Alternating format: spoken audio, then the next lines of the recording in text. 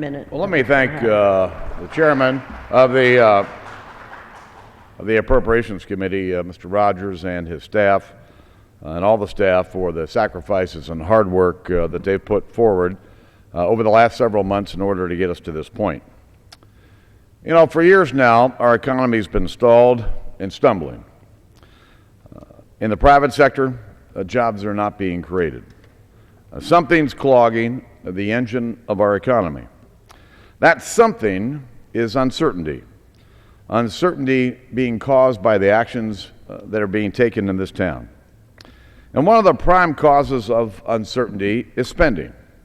Our failure to deal with a spending binge has been chipping away at the economic confidence that the Americans want to have in their country. And Washington's spending addiction is a bipartisan problem. It didn't start under the current administration, but the current administration clearly made it worse. Now, this problem's not going to be fixed overnight, and this bill does not fix it. The budget proposed by Chairman of the Budget Committee, Mr. Ryan, the path to prosperity, does deal with a long-term problem. What this bill does, it stops the bleeding. It halts the spending binge that starts us moving back in the right direction. Does it cut enough? No. Do I wish it cut more? Absolutely. And do we need to cut more? Absolutely. But there are some who claim that the spending cuts in this bill aren't real, that they're gimmicks. Well, I just think it's total nonsense. A cut is a cut. And this bill will cut an estimated $315 billion over the next 10 years. The largest non-defense discretionary cut in the history of our country. You want discretionary cuts? This bill has billions of them. You want mandatory cuts? They're in here too, clearing out some of the underbrush in the federal budget while we get ready to debate the path to prosperity.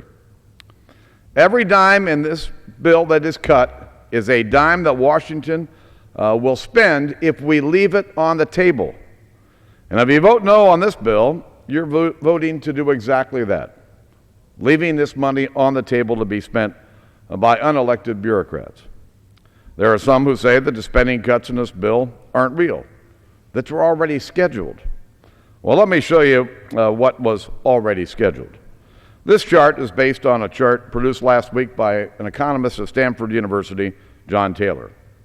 And what it shows is the difference between what the President Obama wanted to spend this year and what we will actually spend this year when this bill passes. The difference, $78.5 billion less than what the President requested. Now, there are some who want to say that this bill is just more of the same. Well,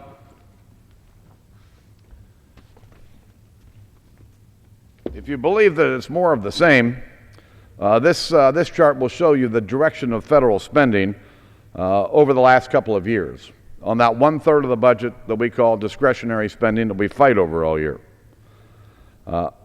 It couldn't be more stark. It's like driving down the highway and throwing your car into reverse. And instead of spending more and more and more, guess what? We're actually going to spend less in the discretionary budget this year. Now, there's some press articles who've picked up on some spin from our colleagues across the aisle, suggesting that the bill will result in smaller savings than advertised between now and September. And it's just not the case. It comes down to the fact that there's a difference between budget authority and budget outlays. A budget authority is how much an agency is allowed to spend on a given program. It's the license to spend taxpayer dollars. Outlays show how much an agency will spend over time based on current and prior budget authority. And these are the results of how quickly taxpayer dollars are spent.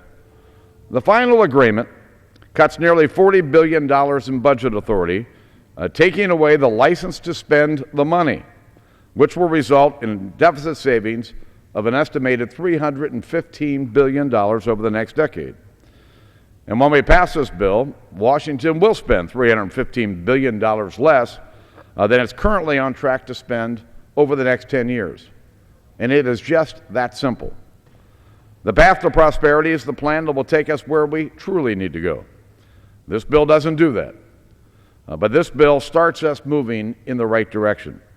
It eliminates one program from the President's health care law, cuts another program in his health care law in half. It eliminates funding for some of the administration's czars, bureaucrats that were charged with implementing the bailouts and takeovers, and guarantees that they won't be coming back. It bans taxpayer funding of abortion in the District of Columbia, ensuring that taxpayer funds won't be used to fund the destruction of human life. It saves the D.C. Opportunity Scholarship Program, giving thousands of children here in this city a chance at a decent education. Is it perfect? No. I'd be the first one to admit that it's flawed. Well, welcome to divided government. I can tell you that the negotiations that went on over the last 4 or 5 weeks, they weren't easy, especially when you've got another body on the other side of this Capitol that doesn't want to cut spending, and clearly an administration that doesn't want to cut spending. But I'll tell you that this is the best we could get out of divided government. As the gentleman referred to it earlier, as a compromise. Well, I'd say it was a hard fight to get the kind of spending cuts that we got, but these are real spending cuts. And I think this bill sets up the stage for us to begin making the fundamental changes that need to be made to put our nation back on a path to prosperity. And I would urge all of you to join me in supporting this bill.